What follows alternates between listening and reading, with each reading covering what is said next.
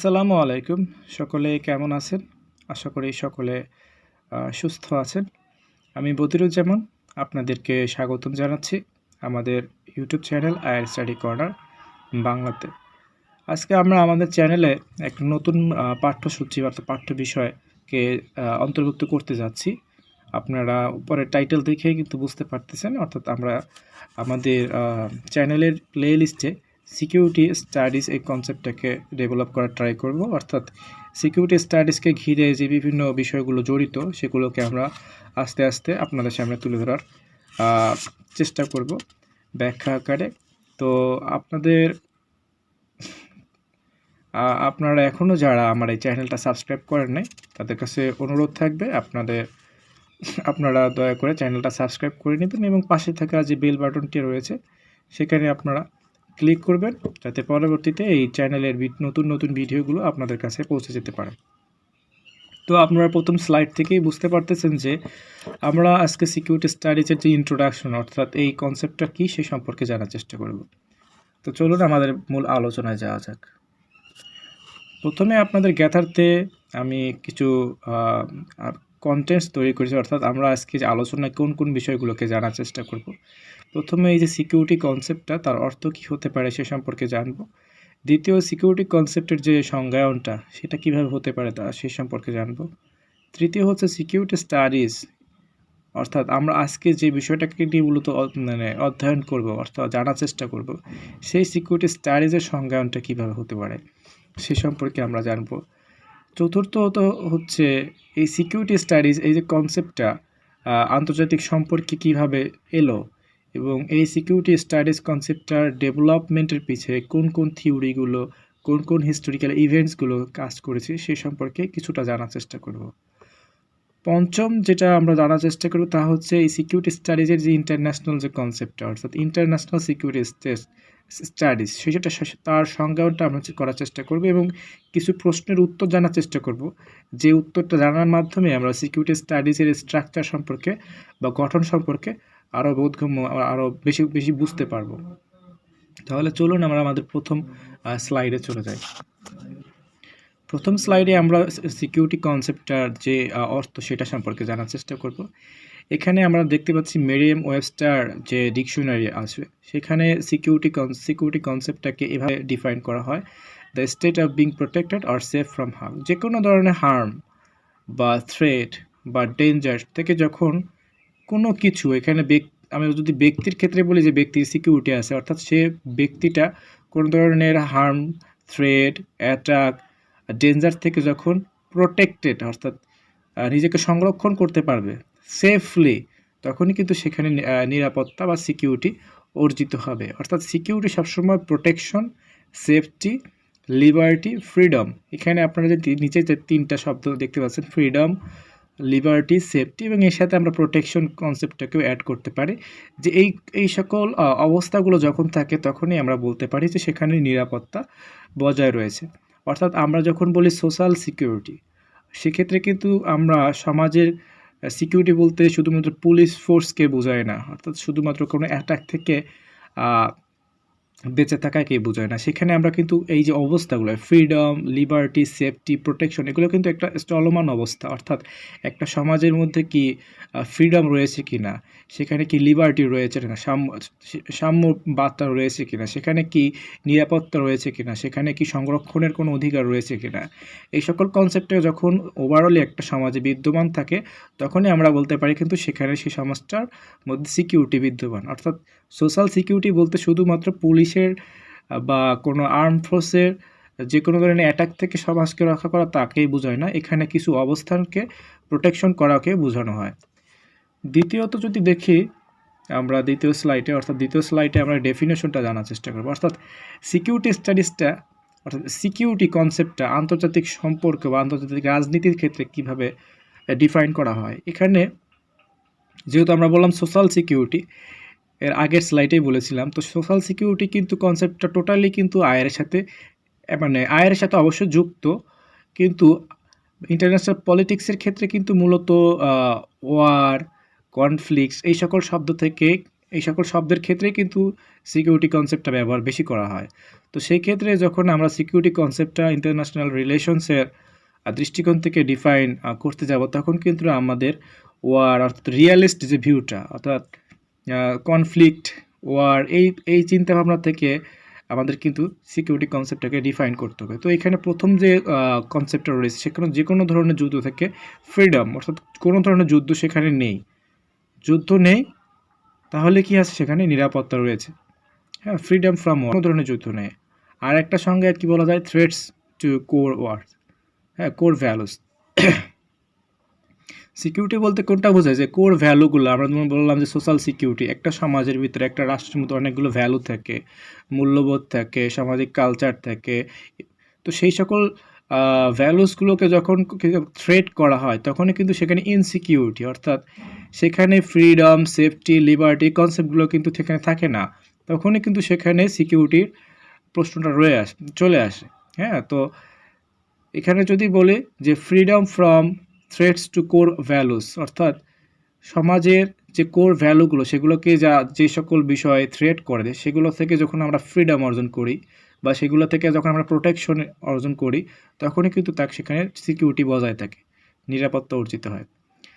এবার আরেকটা বলছে উইথস্ট্যান্ডিং এক্সটার্নাল অ্যাগ্রেশন, যে কোনো ধরনের, এটাকে আমরা যদি একটা রাষ্ট্রকে কেন্দ্রে করি, যে একটা রাষ্ট্রকে যখন আরেকটা রাষ্ট্র অ্যাটাক করে, সেই অ্যাটাককে কিন্তু ইংরেজি পরিভাষায় অ্যাগ্রেশনও বলা যেতে পারে।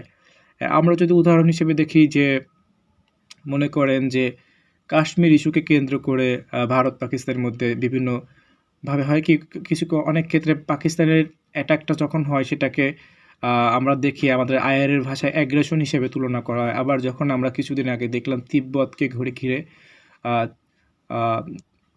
চীন এবং ভারতের মধ্যে যে একটা কনফ্লিকচুয়াল সিচুয়েশন তৈরি হয়, সেটাকেও কিন্তু আন্তর্জাতিক সম্পর্কবিদ বা আন্তর্জাতিক রাজনৈতিক বিশ্লেষকরা অ্যাগ্রেশন হিসেবে কিন্তু উল্লেখ করে। অর্থাৎ এখানে ডেঞ্জার বা অ্যাটাককে কিন্তু অনেক ক্ষেত্রে আইআরের পরিভাষায় অ্যাগ্রেশন হিসেবেও তুলনা করা হয়, যেটাকে এক্সটার্নাল অ্যাগ্রেশন বলা হয়। তো সেখান থেকেও যখন আমরা প্রোটেকশন অর্জন করি বা ফ্রিডম অর্জন করি, সেটাকেও কিন্তু আমরা সিকিউরিটি বলি। হ্যাঁ, তারপর internal external vulnerability to states and regime. হ্যাঁ, তো একটা স্টেট, একটা রিজিম যখন অভ্যন্তরীণভাবে বা এক্সটার্নালি বিভিন্ন ভালনারেবিলিটি থাকে, হ্যাঁ, যে ইন্টারনালি তার ইকোনমিক কোলাপস করেছে, পলিটিক্যাল ইনস্টেবিলিটি রয়েছে, বা এক্সটার্নালি যেটাকে বললাম যে অন্য একটা রাষ্ট্রের অ্যাটাক, তখন কিন্তু সেখানে সিকিউরিটি থাকে না, সেখানে কিন্তু ফ্রিডমটা থাকে না। তো সেখানে সিকিউরিটি বলতে তখনই হবে যখন যে কোনো ধরনের ইন্টারনাল এবং এক্সটার্নাল যে কোনো ধরনের থ্রেটস বা ভলনারেবিলিটি জিনিসগুলো থাকবে না কোনো একটা স্টেট বা রিজিমের ভিতরে, তখনই কিন্তু সেখানে সিকিউরিটি থাকবে। আর একটা কি, ইন্ডিভিজুয়াল অ্যান্ড গ্রুপ ইমানসিপেশন। হ্যাঁ, সিকিউরিটি বলতে কোনটাকে বোঝায়, যে ইন্ডিভিজুয়াল ইমানসিপেশন মানে শান্তি বজায় থাকবে, সেখানে ব্যক্তি পর্যায়েও কিন্তু যে শান্তিটা ভোগ করবে, গ্রুপ পর্যায়েও কিন্তু সে শান্তি ভোগ করবে। হ্যাঁ, যে শুধুমাত্র কিছু ব্যক্তি মানে নিজের শান্তি ভোগ করবে, সামাজিক শান্তি ভোগ করবে আর গ্রুপ ওয়াইজ সমাজে মানে কোনো ধরনের শান্তি থাকবে না, একটা কনফ্লিকচুয়াল সিচুয়েশন থাকবে, সেক্ষেত্রে কিন্তু সোশ্যাল যে সিকিউরিটি সেটা কিন্তু থাকে না। তো এখানে যে 5টা সংজ্ঞা আপনারা দেখতে পাচ্ছেন, তো এই ক্ষেত্রে দেখা যাচ্ছে প্রথমটাকে কিন্তু বলা হচ্ছে যে যুদ্ধ থেকে স্বাধীনতা, যুদ্ধ থেকে মুক্তি, অর্থাৎ মুক্তি কিন্তু দ্বিতীয় থেকে চতুর্থ এই 3টা যে সংজ্ঞা, সেক্ষেত্রে বলা হচ্ছে যে কোর ভ্যালু, এর প্রতি যে থ্রেট বা এক্সটার্নাল অ্যাগ্রেশন বা ইন্টারনাল বা এক্সটার্নাল ভালনারেবিলিটিস, এগুলো থেকে যখন সেফটি অর্জন করা হয়, প্রোটেকশন অর্জন করা হয়, তখনই কিন্তু সেখানে নিরাপত্তা প্রশ্নটা আসে, নিরাপত্তা কায়েম হয়। তো এটা কিন্তু একটা সংজ্ঞা। অর্থাৎ এই সিকিউরিটি কনসেপ্টটাকে যদি আমি আবারও বলি, যে সোশ্যাল সায়েন্সের বিভিন্ন কনসেপ্ট রয়েছে, যেগুলোকে পিওরলি আপনি করতে পারবেন না, সংজ্ঞায়ন করতে পারবেন না। তার মধ্যে সিকিউরিটি একটা, পলিটিক্স একটা, টেরোরিজম একটা।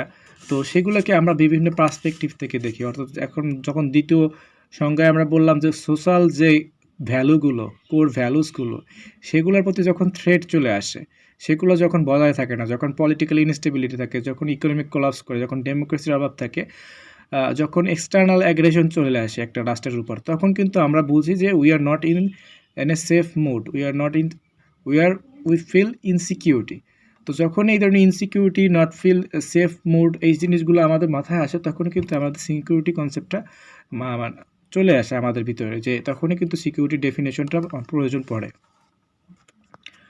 পরে যদি দেখি যে সিকিউরিটি স্টাডিজটা কীভাবে আমাদের সামনে আসলো, এক নম্বর হচ্ছে এইটা ইন্টারন্যাশনাল রিলেশনসের একটা সাব ফিল্ড হিসেবে আসছে। আমরা জানি economic international relations by nature একটা মিক্সড বা একটা মাল্টি পোলার বলতে পারি, বা মাল্টি ডিসিপ্লিনারি একটা সাবজেক্ট। এখানে অনেক বিষয় আছে যারা আমরা আন্তর্জাতিক সম্পর্ক বিষয় অধ্যয়ন করি। এখানে পলিটিক্স রয়েছে, ইকোনমিক্স রয়েছে, ফিলোসফি রয়েছে, মিডিয়া রয়েছে, হিস্ট্রি রয়েছে, এখানে সাইকোলজি রয়েছে, এখানে anthropology, there are many different views. এর জন্য ইন্টারন্যাশনাল রিলেশনসকে বিভিন্ন ফিল্ডের একটা মাল্টিডিসিপ্লিনারি সাবজেক্ট বলা হয়। তো সেই ক্ষেত্রে এই সিকিউরিটি স্টাডিজটাও কিন্তু আন্তর্জাতিক সম্পর্কের একটা সাব ফিল্ড হিসেবে অন্তর্ভুক্ত হয়েছে। এবং আমরা দেখি বর্তমানে বিভিন্ন ইউনিভার্সিটিতে কিন্তু মাস্টার্সের ক্ষেত্রে ইন্টারন্যাশনাল সিকিউরিটি স্টাডিজকে কিন্তু অফার করা হয়। তো সেক্ষেত্রে কিন্তু এটাকে আইআরএর একটা সাবফিল্ড হিসেবে কিন্তু উপস্থাপন করা হয়। এবং এই সিকিউরিটি স্টাডিজে মূলত কী পড়া হয় সেটা প্রথমে বললাম, ওই সংজ্ঞান থেকেই আমরা বুঝতে পারছি যে কোনো ধরনের যুদ্ধ থেকে আমরা যুদ্ধের কারণগুলো সম্পর্কে পড়ি। অর্থাৎ আমরা যখন বলি যুদ্ধ থেকে আমরা মুক্তি চাই, যুদ্ধের কারণগুলো আমাদের পড়তে হয়। কেন যুদ্ধটা হচ্ছে, কিভাবে আমরা শান্তি বজায় রাখতে পারি, কিভাবে একটা স্টেট এবং হিউম্যান বিইং, অর্থাৎ স্টেটের মধ্যে অবশ্যই মানুষ ইন্ডিভিজুয়াল থাকে, তাদের সিকিউরিটির কনসার্নটাও কিন্তু আমাদের মাথায় রাখতে হবে। অর্থাৎ যখন কোনো ধরনের যুদ্ধ শুরু হয়, তখন কিন্তু স্টেটের কিন্তু কোনো ধরনের হাত পা নেই যে স্টেটের হাত ভেঙে দিলাম, স্টেটের পা ভেঙে দিলাম। যারা সাফার করে তারা হচ্ছে হিউম্যান বিইং। তো স্টেটের সিকিউরিটির ক্ষেত্রে কিন্তু ইনডাইরেক্টলি ডাইরেক্টলি হিউম্যান সিকিউরিটি কনসেপ্টটা চলে আসে। তো এই সিকিউরিটি স্টাডিজের ক্ষেত্রেও কিন্তু হিউম্যান সিকিউরিটিকে বেশি গুরুত্ব দেওয়া হয়, on the other side state সিকিউরিটিকেও বেশি গুরুত্ব দেওয়া হয়।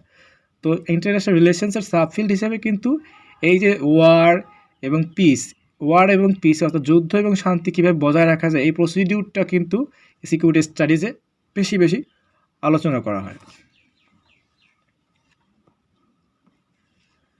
এবার আমরা থিওরি সম্পর্কে একটু জানার চেষ্টা করি, থিওরিগুলো, অর্থাৎ এই সিকিউরিটি স্টাডিজটা কীভাবে আন্তর্জাতিক সম্পর্কে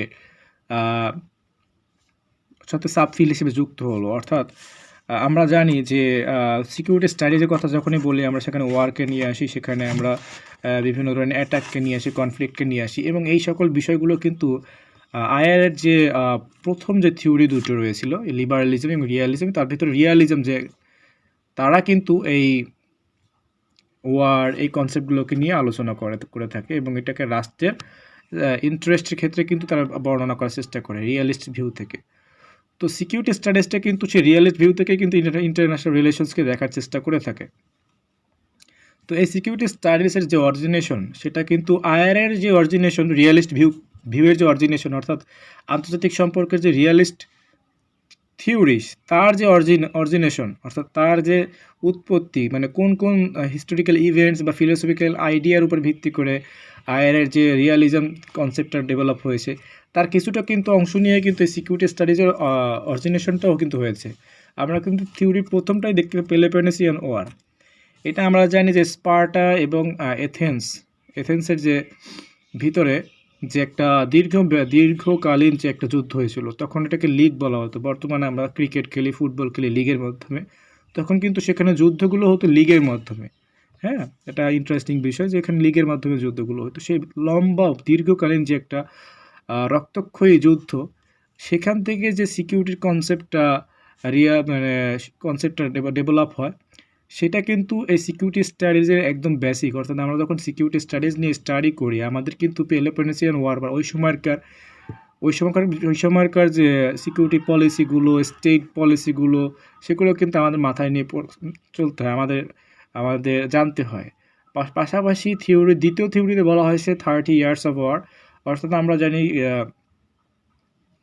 গ্রেট ব্রিটেন এবং ফ্রান্সের মধ্যে অনেকগুলো যুদ্ধ হয়েছিল, অর্থাৎ ইউরোপিয়ান যে বিভিন্ন সময় বিভিন্ন যুদ্ধগুলো হইতো, এর মধ্যে একটা ধ্বংসাত্মক যুদ্ধ ছিল 30 ইয়ার্স অফ ওয়ার। এখানে আপনারা টাইম দেখতে পাচ্ছেন, টাইম টেবিল 1610 থেকে 1648 সাল পর্যন্ত। তো সেই সময় কিন্তু ইউরোপে অনেক ধরনের ডিস্ট্রাকশন ঘটেছিল, এবং সেই সময় অনেক বড় বড় রিয়ালিস্ট প্রবাদ তাদের আমরা দেখি, যেমন আমরা সে সময় দেখি ম্যাকিয়াভেলিকে, যাকে মূলত রিয়ালিজম কনসেপ্টের পলিটিক্যাল কনসেপ্টের বা ফিলোসফির অন্যতম প্রভুদা বা জনক বলা হয়ে থাকে। তো তারাও কিন্তু রাষ্ট্রের সিকিউরিটির বিষয়টাকে নিয়ে এই যুদ্ধকালীন সময়ে কিন্তু তখন মানে আলোচনা শুরু করেন, অর্থাৎ সিকিউরিটি স্টাডিজের সেকেন্ড যে ডেভেলপমেন্ট সেটা কিন্তু হয় হচ্ছে এই যুদ্ধের মাধ্যমে। তৃতীয় যেটা হচ্ছে যার মাধ্যমে সবার মস্তিষ্কে সিকিউরিটি সম্পর্কে স্টাডি করার কনসেপ্টটা গ্রো হয়, সেটা হচ্ছে প্রথম বিশ্বযুদ্ধের যে ধ্বংসাত্মক প্রভাব, অর্থাৎ প্রথম বিশ্বযুদ্ধের আগে এরকম ছোটোখাটো অনেক ধরনের যুদ্ধগুলো হয়েছে। আমরা জানি ইউরোপে শতবর্ষব্যাপী যুদ্ধ হয়েছে। আপনারা যেহেতু দেখতে পাচ্ছেন এখানে যে যুদ্ধগুলোর কথা সেগুলো মূলত ইউরোপ কেন্দ্রিক, এবং আমরাও জানি আইআরের যে ডেভেলপমেন্ট বা অরিজিনেশন সেটা হচ্ছে ইউরোপ কেন্দ্রিক ছিল। তো সেই ক্ষেত্রে এখানে উদাহরণগুলো ইউরোপ কেন্দ্রিকই দেওয়া হয়েছে। তো যাই হোক, প্রথম বিশ্বযুদ্ধের আগে কিন্তু এই ধরনের বড় স্কেলের কোনো যুদ্ধ হয় নাই। তো সেই ক্ষেত্রে প্রথম বিশ্বযুদ্ধের যে ইফেক্টটা ছিল সেই ইফেক্টটা কিন্তু বিশ্ববাসীকে, বিশেষ করে ওই ইউরোপিয়ান কন্টিনেন্ট যারা অধিবাসী ছিল তাদের জানমালের যে ব্যাপক ক্ষতি করেছিল, তার ফলে কিন্তু তারা যুদ্ধ সম্পর্কে, যুদ্ধকে রোধকল্পে এবং স্টেটের যে সিকিউরিটি, হিউম্যান সিকিউরিটি, তাই সেই কল্পে কিন্তু তারা নতুনভাবে স্টাডি করার পারপাসকে সামনে নিয়ে আসে। তো তার মাধ্যমে কিন্তু এই সিকিউরিটি স্টাডিজের ডেভেলপমেন্টের সূচনা হয়। অর্থাৎ এখানে তিনটা হিস্টোরিক্যাল ইভেন্টকে কিন্তু আমরা ধরতে পারি যা সিকিউরিটি স্টাডিজের যে অরিজিনাল যে মানে ফিলোসফিক্যাল বেস পয়েন্ট হিসেবে। এবং আমরা জানি এখন পর্যন্ত সিকিউরিটি স্টাডিজের বিভিন্ন ডেভেলপমেন্ট হয়ে যাচ্ছে, কিন্তু এর যে অরিজিনেশন, অর্থাৎ এটা যে একটা সাবফিল্ড হিসেবে এর যে অগ্রযাত্রা বা এর যে সূচনা, সেটা কিন্তু এই তিনটে বড় বড় ইফেক্টকে বা বড় বড় ইভেন্টকে কেন্দ্র করে শুরু হয়েছে, এটা বিভিন্ন স্কলাররা বলে থাকেন। তো এবার যদি আমরা ইন্টারন্যাশনাল সিকিউরিটি স্ট্র্যাটেজির কথা বলি, সেটা প্রথমেই বললাম যে সিকিউরিটি কনসেপ্টটাকে ডেফিনেশন করাটা একটু টাফ, কারণ সেখানে সোশ্যাল সায়েন্সের অনেকগুলো বিষয়কে ডেফিনেশন করা খুবই টাফ। তো সেই ক্ষেত্রে কোনো ইউনিভার্সালি ডেফিনেশন আপনি পাবেন না ইন্টারন্যাশনাল সিকিউরিটি স্টাডিজের ক্ষেত্রে। এবং আমরা প্রথম থেকে যে আলোচনাগুলো করে আসছি সেটা হচ্ছে যে একটা স্টেটেড ইন্টারনাল এবং এক্সটার্নাল যে বিভিন্নগুলো থ্রেটসগুলো আছে, বিভিন্ন ডেঞ্জারগুলো আছে, বিভিন্ন ইনসিকিউরিটি যেগুলো আছে, সেগুলোর থেকে যখন একটা স্টেট বলি বা একটা ইন্ডিভিজুয়াল বলি বা ইন্টারন্যাশনাল সিস্টেম বলি, তাকে যখন প্রোটেক্ট করা হয় সেখানে কিন্তু সিকিউরিটি জিনিসটা মানে কাজ করে। অর্থাৎ সিকিউরিটি স্টাডিজটা কী করে যে একটা স্টেটের ইন্টারনাল এবং এক্সটার্নাল থ্রেটসগুলো থেকে স্টেটকে কীভাবে প্রোটেক্ট করতে হবে সে সম্পর্কে তারা স্টাডি করে, সে সম্পর্কে তারা রিসার্চ করতে থাকে এবং সে সম্পর্কে তারা আউটপুটগুলো দিতে থাকে। কিন্তু সময়ের সাথে সাথে কিন্তু আমরা সিকিউরিটি স্টাডিজের যে কনসেপ্টের যে ডেভেলপমেন্ট বা নেচার সেটা কিন্তু চেঞ্জ হতে দেখি। আমরা এটা পরে আলোচনা করব, যে আমরা যেটাকে বললাম যে এর আগের স্লাইডে যে পেলোপনেসিয়ান ওয়ার 30 ইয়ার্স বা hundreds years of war, first world war, second world war, এই সকল ইভেন্টসগুলো কিন্তু সিকিউরিটি স্টাডিজের বেস পয়েন্ট হিসেবে কাজ করে। অর্থাৎ এইগুলোকে বেস ধরেই কিন্তু সিকিউরিটি স্টাডিজটা যাত্রা শুরু করে। কিন্তু যাত্রাপথে কিন্তু সিকিউরিটি স্টাডিজ যে ইন্টারন্যাশনাল যে বিশেষ করে বিংশ শতাব্দীর যে বিভিন্ন চেঞ্জ আসে ইন্টারন্যাশনাল ওয়ার্ল্ড অর্ডারে, তার সাথে কিন্তু খাপ খাওয়াতে তাকে কিন্তু অনেক কিছু চেঞ্জ করতে হয়, অনেক কিছু যুক্ত করতে হয়েছে। সেগুলো নিয়ে আমরা অবশ্যই পরে আলোচনা করব। তো সিকিউরিটি স্টাডিজ মূলত কাজ করে একটা রাষ্ট্রের ইন্টারনাল এক্সটার্নাল যে বিভিন্নগুলো থ্রেটগুলো থাকতে পারে, সেই থ্রেটগুলো থেকে রাষ্ট্রকে কীভাবে প্রোটেক্ট করা যায় সে সম্পর্কে ইন্টারন্যাশনাল সিকিউরিটি স্টাডিজ কাজ করে থাকে। যে চারটা কোয়েশ্চেন সম্পর্কে আমাদের এখন জানতে হবে, যে চারটা কোয়েশ্চেনকে ডিফাইন করার প্রত্যেক সিকিউরিটি স্টাডিজ স্পেশালিস্ট চেষ্টা করেছে। অর্থাৎ যারা এই নিরাপত্তা বিশ্লেষক তারা এই চারটা প্রশ্ন করে থাকেন। যে কোনো ইন্টারন্যাশনাল সিকিউরিটি স্টাডিজ যখন আমরা অধ্যয়ন করতে চাই তখন তারা এই চারটা প্রশ্নের উত্তর দেওয়ার মাধ্যমে এই কোর্সের বা এই সাবফিল্ডের গুরুত্বটা বোঝানোর চেষ্টা করেন বা এই সাবফিল্ডের নেচারটা কেমন হয় সেটা জানানোর চেষ্টা করেন। প্রথম হচ্ছে যে আমাদের সিকিউরিটি স্টাডিজের ক্ষেত্রে আমরা কার সিকিউরিটিটাকে বেশি কি প্রাধান্য দিব, এখানে কি স্টেটকে না ইন্ডিভিজুয়ালকে নাকি বা ইন্টারন্যাশনাল সিস্টেমকে আমরা সেখানে বেশি প্রাধান্য দিব। কিন্তু প্রবলেম হতে এখানে দুইটা ভিউ পাওয়া যায়। অর্থাৎ এখানে যারা ট্র্যাডিশনালিস্ট, অর্থাৎ আমরা যাদের বললাম রিয়ালিস্ট, তারা শুধুমাত্র বলে থাকে যে এখানে আমরা নিরাপত্তা বলতে একটা রাষ্ট্রের নিরাপত্তাকে বলবো, এ বাদে আমরা কাউকে নিরাপত্তা বলবো না। অর্থাৎ তাদের দৃষ্টিকোণ থেকে রাষ্ট্র হচ্ছে সবচেয়ে বড় সোল বা কোর অ্যাক্টর। তার নিরাপত্তাকে নিশ্চিত করতে পারলে একটা রাষ্ট্রের ইন্টারনাল এবং এক্সটার্নাল থ্রেট থেকে যখন একটা রাষ্ট্রকে আমরা প্রোটেক্ট করতে পারবো, তার মানে কি রাষ্ট্রের ইন্ডিভিজুয়াল তারাও প্রোটেকশনে, তারাও সিকিউর থাকবে এবং ইন্টারন্যাশনাল সিস্টেম তারাও সিকিউরিটি থাকবে। এইটা হচ্ছে তার ট্র্যাডিশনাল ভিউ। কিন্তু যে কথা আগের স্লাইডে বললাম যে সময়ের সাথে সাথে কিন্তু অনেক ধরনের নতুন চ্যালেঞ্জেস ওয়ার্ল্ড যে ওয়ার্ড সেখানে চলে আসছে, এবং যারা স্পেশালিস্ট এই সিকিউরিটি স্ট্র্যাটেজির ক্ষেত্রে তারা কিন্তু অনেক কিছুকে সংযোজন করেছে, অনেক কিছু বিয়োজন করেছে। তো সেই ক্ষেত্রে তারা শুধুমাত্র এখনে যারা ট্র্যাডিশনাল ভিউ সেখান থেকে তারা বেরিয়ে এসে তারা বলেন যে এখানে হিউম্যান সিকিউরিটির বিষয়গুলো বা আমরা বলতে পারি যে নন ট্র্যাডিশনাল যে সিকিউরিটিগুলো, এনভায়রনমেন্ট, ট্রাফিকিং, বিশেষ করে টেরোরিজমের মতন যে বিষয়গুলো, অর্থাৎ যার কোনো নির্দিষ্ট বাউন্ডারি নেই কিন্তু তারা ইন্টারন্যাশনাল সিস্টেমে বা একটা রাষ্ট্রের ক্ষেত্রে ইন্টারনালি এবং এক্সটার্নালি অনেক থ্রেটফুল হতে পারে। তো সেক্ষেত্রে শুধুমাত্র কি আমরা রাষ্ট্রকেই যে রাষ্ট্রের নিরাপত্তার মাধ্যমে যে একটা পিসফুল ওয়ার্ল্ড গঠন করবে, একটা পিসফুল পরিবেশ তৈরি করতে পারবো, এর সম্ভাবনাটা সর্বাংশে সত্য নয়।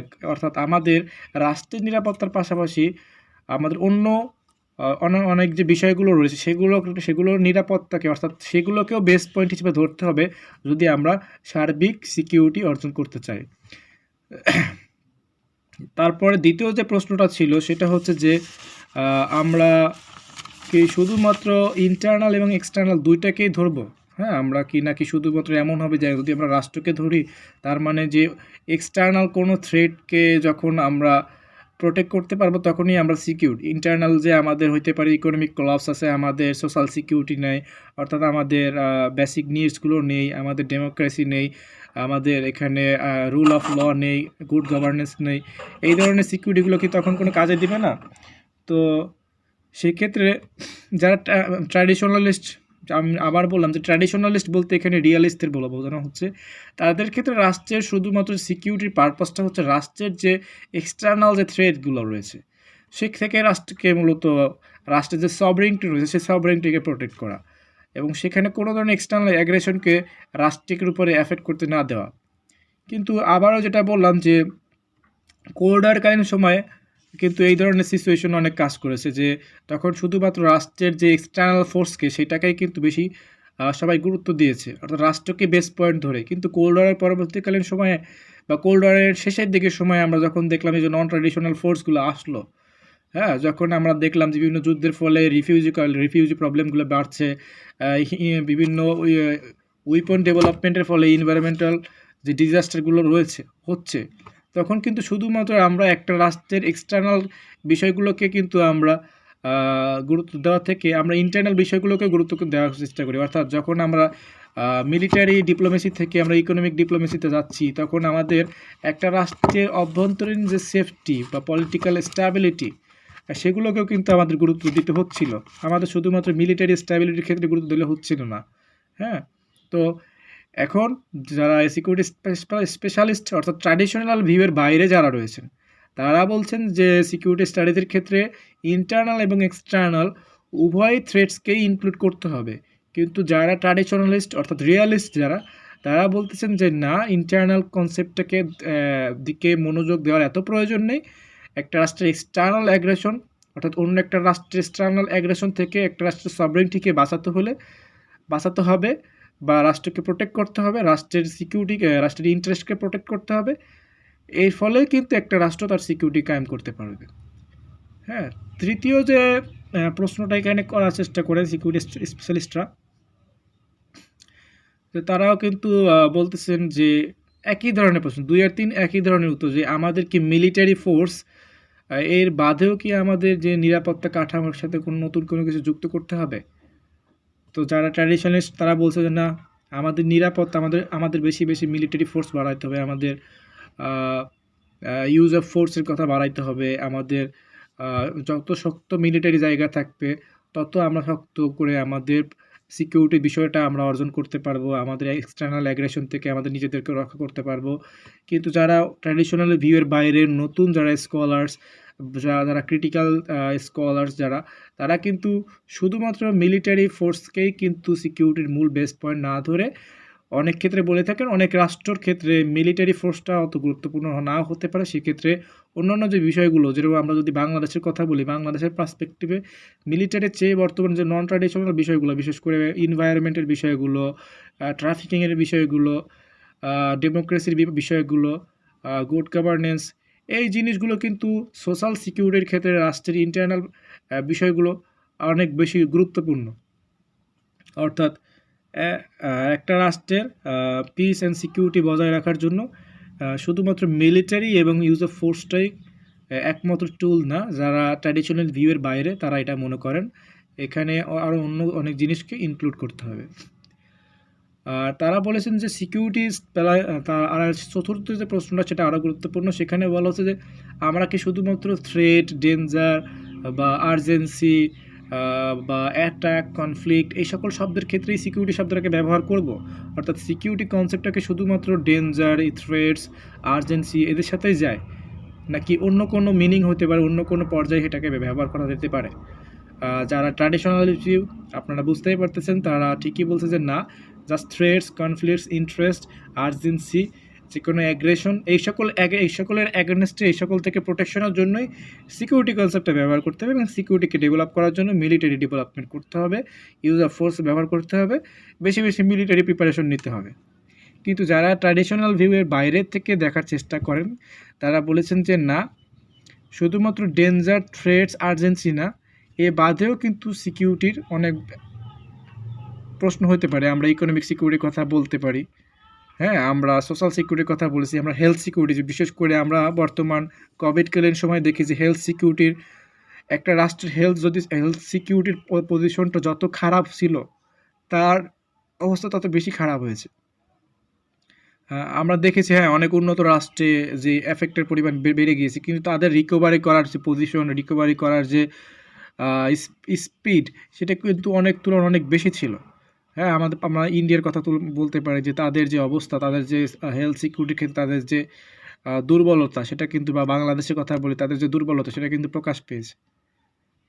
তো সিকিউরিটির ক্ষেত্রে শুধুমাত্র মিলিটারি সিকিউরিটির কথা বলবে, এটা যে থ্রেটস, ডেঞ্জার, আর্জেন্সি থেকেই কথা বলবে তা না, এটার সাথে সাথে সিকিউরিটি কনসেপ্টটা অন্য ট্র্যাডিশনাল জায়গাগুলোকেও আমরা ব্যবহার করতে পারি।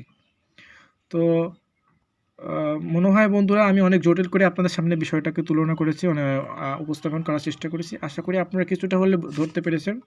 তো সিকিউরিটি স্টাডিজ মূলত যে সংজ্ঞাটা আমি বলেছিলাম সেটা আবার বলে শেষ করতে চাই। সেটা হচ্ছে সিকিউরিটি স্টাডিজ কী করে।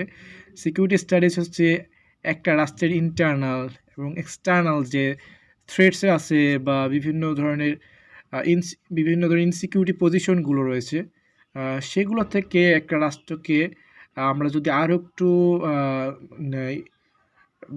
বিস্তৃত আকারে বলি, একটা ইন্ডিভিজুয়ালকে, একটা সোসাইটিকে সে কিন্তু সিকিউর করার বা প্রোটেক্ট করার চেষ্টা করে থাকে। তো একটা রাষ্ট্রের ইন্টারনাল এবং এক্সটার্নাল থ্রেট থেকে রাষ্ট্রটা কীভাবে সেই থ্রেটসগুলো, সেই ভলনারেবিলিটি থেকে, সেই আর্জেন্সি থেকে, সেই অ্যাটাক থেকে, সেই ডেঞ্জার থেকে কীভাবে একটা রাষ্ট্র উত্তরণ করবে, কীভাবে সেখানে পিস অ্যান্ড সিকিউরিটি বজায় থাকবে, কীভাবে একটা রাষ্ট্র যুদ্ধ থেকে বেরিয়ে আসবে, এই জিনিসগুলোই কিন্তু মূলত সিকিউরিটি স্টাডিজে পড়ানো হয়।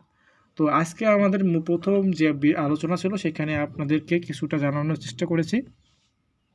আশা করি আমাদের পরবর্তী যে ভিডিওগুলো, সেই ভিডিওতে আমরা সিকিউরিটি কনসেপ্টটাকে আরও বিস্তারিতভাবে আপনাদের সামনে তুলে ধরার চেষ্টা করব, এবং আমাদের দ্বিতীয় যে ভিডিওটি হবে সেখানে আমরা এই সিকিউরিটি যে কনসেপ্টটা আমরা প্রথমে বললাম যে 3টা থিওরির মাধ্যমে ডেভেলপড হয়েছে, সেই কনসেপ্টটার যে ইভলিউশন, কীভাবে সিকিউরিটি কনসেপ্টটা বর্তমান পর্যন্ত এসেছে এবং কনসেপ্টের কীভাবে কম বেশি হয়েছে, সেখানে কোন কোন বিষয় যুক্ত হয়েছে, কোন কোন বিষয় সেখানে বাদ দেওয়া হয়েছে, সেগুলো আপনাদের সামনে আমি তুলে ধরার চেষ্টা করব। তো আশা করি আপনারা কিছুটা হলেও বুঝতে পেরেছেন। আপনাদের যদি কোনো ধরনের প্রশ্ন থাকে অবশ্যই কমেন্ট বক্সে লিখবেন, এবং ভিডিওটি ভালো লাগলে লাইক দিবেন, শেয়ার করবেন, আর চ্যানেলটা সাবস্ক্রাইব করবেন। ধন্যবাদ।